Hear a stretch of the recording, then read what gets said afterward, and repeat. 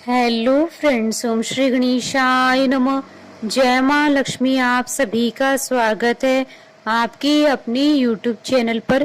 Friends, आज हम आपको इस वीडियो में बताने जा रहे हैं गजलक्ष्मी व्रत का शुभ मुहूर्त, पूजा विधि, उद्यापन विधि, महत्व और गजलक्ष्मी व्रत की कथा के बारे में। फ्रेंड्स, वीडियो शुरू करने से पहले आपसे रिक्वेस्ट है, अगर आप हमारी चैनल पर नए हैं और आपने अभी तक चैनल को सब्सक्राइब नहीं किया है तो प्लीज सब्सक्राइब कीजिएगा चैनल को, साथ ही प्रेस कीजिएगा बेल आइकन को, जिससे नए वीडियो से रिलेटेड नोटिफिकेशन आपको तुरंत प्राप्त हो सके। और वीडियो पसंद आने पर वीडियो को लाइक और शेयर जरूर कीजिएगा ताकि सभी भक्तों को इस वीडियो का लाभ प्राप्त हो सके। और कमेंट बॉक्स में जय माँ लक्ष्मी जरूर लिखिएगा।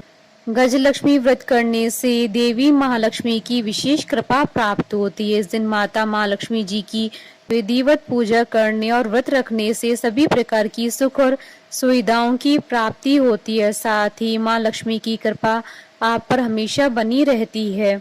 अश्विन मास के कृष्ण पक्ष की अष्टमी तिथि के दिन देवी लक्ष्मी जी की पूजा और व्रत किया जाता है। इस व्रत को गजलक्ष्मी व्रत कहा जाता है। गजलक्ष्मी व्रत के दिन सोना खरीदने को विशेष महत्व दिया जाता है। मान्यता है कि इस दिन सोना खरीदने से सोने में 8 गुना वृद्धि होती है। फ्रेंड्स, अब आइए जानते हैं गजलक्ष्मी व्रत की संपूर्ण पूजन विधि के बारे में। यह व्रत अश्विन मास की कृष्ण पक्ष की अष्टमी तिथि को किया जाता है। इस व्रत को करने से पहले भादो शुक्ल अष्टमी को स्नान करके 2 दूने से सकोरे में ज्वारे गेहूं बोए जाते हैं। प्रतिदिन 16 दिनों तक इन्हें पानी से सींचा जाता है। ज्वारे बोने के दिन ही कच्चे सूत के धागे से 16 तार का एक डोरा बनाएं। डोरे की लंबाई इतनी ले कि आसानी से गले में पहन सके। इस डोरे में थोड़ी थोड़ी दूरी पर 16 गिठाने लगाएं और हल्दी से पीला करके पूजा के स्थान पर रखें तथा प्रतिदिन 16 दूब और 16 गेहूं चढ़ाकर पूजन करें। अश्विन मास के कृष्ण पक्ष की अष्टमी के दिन उपवास रखें। स्नान के बाद पूर्ण श्रृंगार करें। 18 मुट्ठी गेहूं के आटे से 18 मीठी पूड़ी बनाएं। आटे का एक दीपक बनाकर 16 पूड़ियों के ऊपर रखें। दीपक में एक घी की बत्ती रखें। शेष 2 पूड़ी महालक्ष्मी जी को चढ़ाने के लिए रखें। पूजन करते समय इस दीपक को जलाएं तथा कथा पूरी होने तक दीपक जलते रहना चाहिए। अखंड ज्योति का एक और दीपक अलग से जलाकर रखें। पूजन के पश्चात इन्हीं 16 पूड़ी को बिये अर्थात सेवैया की खीर या मीठे दही से खाते हैं। इस व्रत में नमक नहीं खाते हैं। इन 16 पूड़ी को पति पत्नी या पुत्री ही खाएं, अन्य किसी को न दें। मिट्टी का एक हाथी बनाएं या कुम्हार से बनवा ले जिस पर माँ लक्ष्मी जी की मूर्ति बैठी हो। सायंकाल जिस स्थान पर पूजन करना हो उसे गोबर से लीप कर पवित्र करें। रंगोली बनाकर बाजोड़ पर लाल वस्त्र बिछाकर हाथी को रखें। तांबे का एक कलश जल से भरकर चौकी के सामने रखें। एक थाली में पूजन सामग्री रोली, गुलाल, अबीर, अक्षत, लाल धागा, मेहंदी, हल्दी, टीकी, सुरक्या, दोवड़ा, लौंग, इलायची, खारक, बादाम, पान, गोल सुपारी, बिछिया, वस्त्र, फूल, धूप, अगरबत्ती, कपूर, इत्र, मौसमी फल, फूल, पंचामृत, मावे का प्रसाद आदि रखें। केले के पत्तों से झांकी बनाएं। संभव हो सके तो कमल के फूल भी चढ़ाएं। चौकी पर 16 तार वाला डोरा एवं ज्वारे रखें। विधि पूर्वक माँ लक्ष्मी जी का पूजन करें तथा कथा सुने एवं आरती करें। इसके बाद डोरे को गले में पहनने अथवा भुजा में बांधे। भोजन के पश्चात रात्रि जागरण तथा भजन कीर्तन करें। दूसरे दिन प्रातः काल हाथी को जलाशय में विसर्जन करके स्वाग सामग्री ब्राह्मणों को दे दें। फ्रेंड्स, अब आइए जानते हैं गजलक्ष्मी व्रत की उद्यापन विधि के बारे में।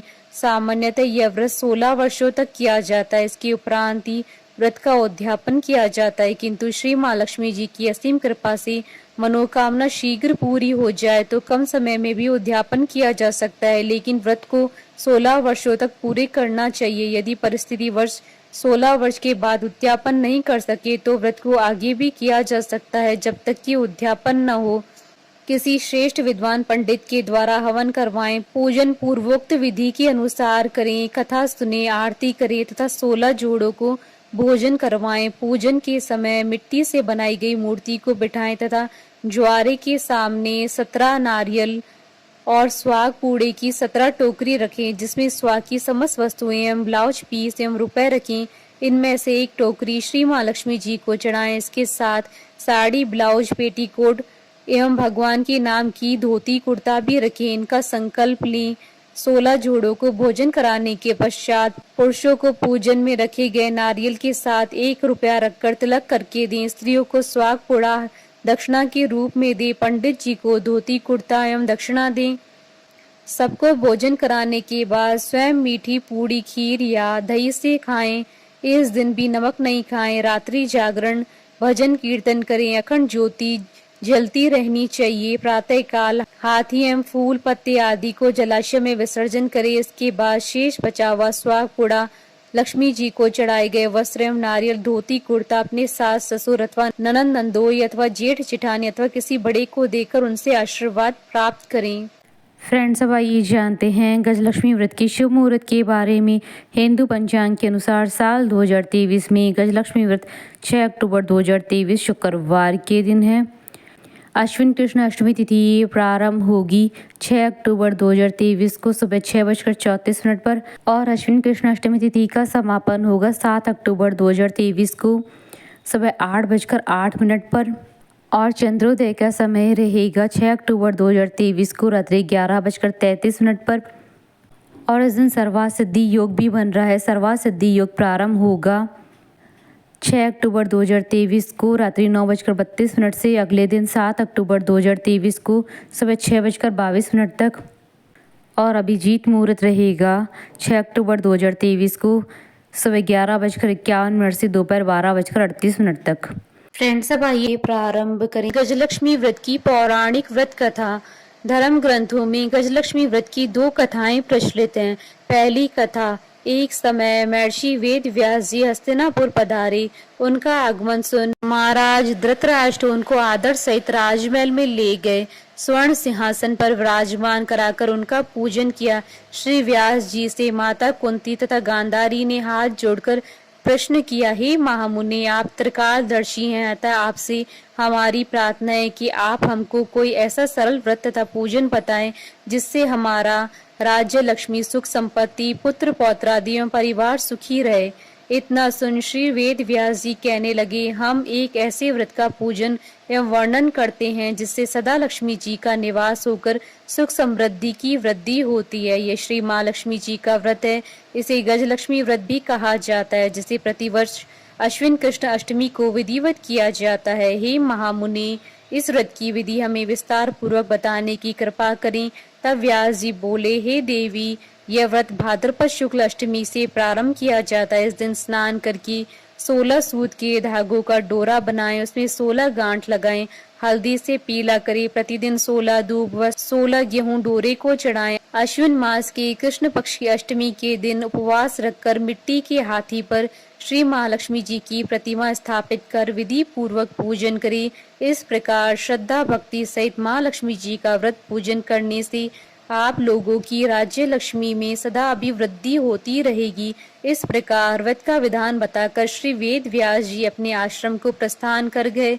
इधर समय अनुसार भाद्रपद शुक्ल अष्टमी से गांधारी तथा कुंती ने अपने अपने महलों में नगर की स्त्रियों सहित व्रत का आरंभ करने लगी। इस प्रकार 15 दिन बीत गए। 16वें दिन अश्विन कृष्ण अष्टमी के दिन गांधारी ने नगर की सभी प्रतिष्ठित महिलाओं को पूजन के लिए अपने महल में बुलावा दिया।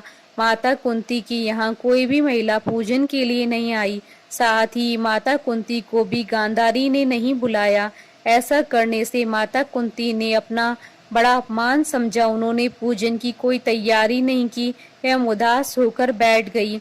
जब 5 पांडव युधिष्ठिर, अर्जुन, भीम, नकुल और सहदेव महल में आए तो कुंती को उदास देखकर कहा, हे माता, आप इस प्रकार उदास क्यों हैं? आपने पूजन की तैयारी क्यों नहीं की? तब माता कुंती ने कहा, हे पुत्र, आज माँ लक्ष्मी जी के व्रत का उत्सव गांधारी के महल में मनाया जा रहा है। उन्होंने नगर की समस्त महिलाओं को बुला लिया और उनके 100 पुत्रों ने मिट्टी का एक विशाल हाथी बनवाया, जिस कारण सभी महिलाएं उस बड़े हाथी के पूजन करने के लिए गांधारी के यहाँ चली गई, लेकिन मेरे यहाँ नहीं आई। यह सुनकर अर्जुन ने कहा, हे माता, आप पूजन की तैयारी करें और नगर में बुलावा लगवा दें कि हमारे यहाँ स्वर्ग के ऐरावत हाथी का पूजन होगा। इधर माता कुंती ने नगर में ढिंडोरा पिटवा दिया और पूजा की विशाल तैयारी होने लगी। उधर अर्जुन ने बाण के द्वारा स्वर्ग से ऐरावत हाथी को बुला लिया। इधर सारे नगर में शोर मच गया कि कुंती के महल में स्वर्ग से इंद्र का ऐरावत हाथी पृथ्वी पर उतारकर पूजा जाएगा। समाचार को सुनकर नगर के सभी नर नारी, बालक एवं वृद्धों की भीड़ एकत्रित होने लगी। उधर गांधारी के महल में हलचल मच गई।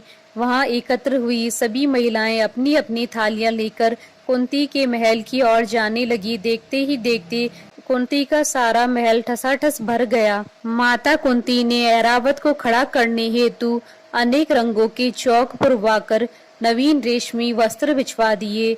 नगरवासी स्वागत की तैयारी में फूल, माला, बीर, गुलाल, केसर हाथों में लिए पंक्तिबद्ध खड़े थे। जब स्वर्ग से ऐरावत हाथी पृथ्वी पर उतरने लगा तो उसके आभूषणों की ध्वनि गूंजने लगी। ऐरावत के दर्शन होते ही जय जयकार के नारे लगने लगे। सायंकाल के समय इंद्र का भेजा हुआ हाथी ऐरावत माता कुंती के भवन के चौक में उतर आया। तब सब नर नारियों ने पुष्पमाला, बीर, गुलाल, केसर आदि सुगंधित पदार्थ चढ़ाकर उनका स्वागत किया।